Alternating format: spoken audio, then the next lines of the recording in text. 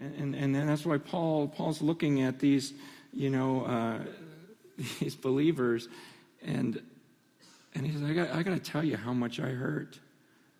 I've got this unceasing anguish, and I'm just curious, how much do you love? So remember, as elders, we sat down one time as the elders at Cornerstone, and we all just started confessing. We said, I think I used to love people more. I think I used to just hurt for the poor more. I used to love the lost more. And then I started learning. And then someone told me, well, you know what, your theology isn't quite right, so why don't you step out of that environment and let us teach you first.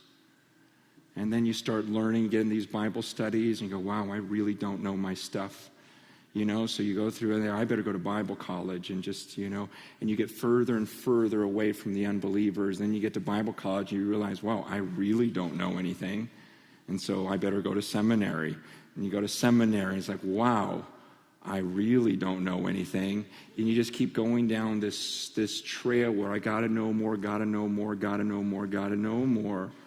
And that's good. Let's do that. Let's pursue that. But somehow we leave this world of lost people so often. You know what I'm talking about.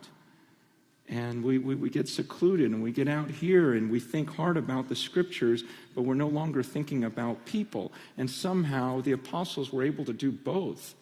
They grew in their knowledge of God, but they also grew in their love for people.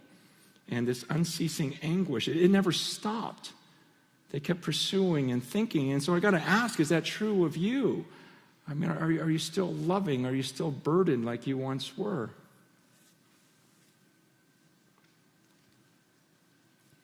Do you mourn for those who mourn?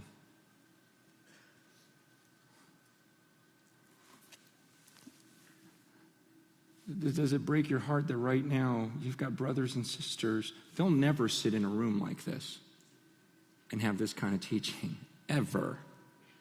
They're just trying to find water so they can survive right now.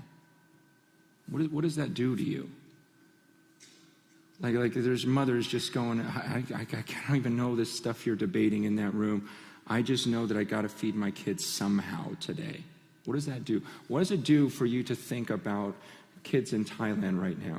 Little girls that were abducted and they're just being raped repeatedly right now while we sit in this room.